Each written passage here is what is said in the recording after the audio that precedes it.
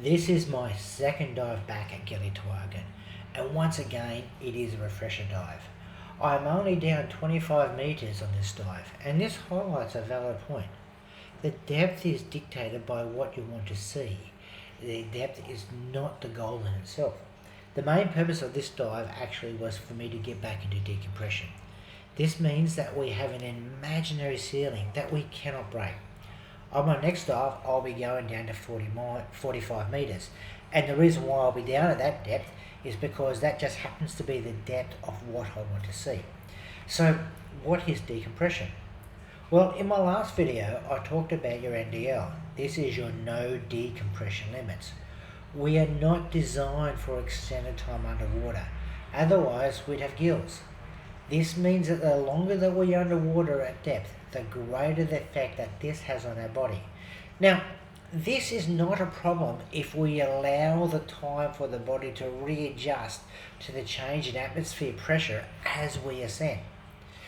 So, the longer we spend at depth, the longer we need to spend the shadows. Your safety stop for your NDL dives actually has a very similar principles. Having said that, it is very important that you stick to your NDL. Unless you're trained for decompression, please just don't do it. Because once you enter decompression, you cannot go straight to the surface. That's what the ceiling is for, is to stop you.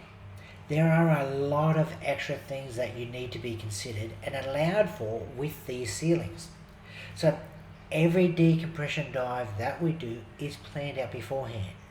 Basically, plan the dive the plan. I am trained for decompression, but if I'm doing an NDL dive, I don't break this. This is because for those dives, I have not planned for decompression. Diving is one of the safest sports that you can do, but it is also one of the most dangerous sports you can do.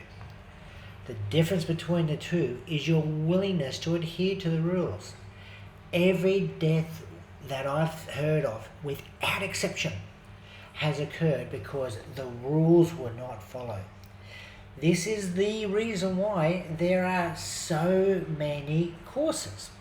They are designed to keep you safe and alive.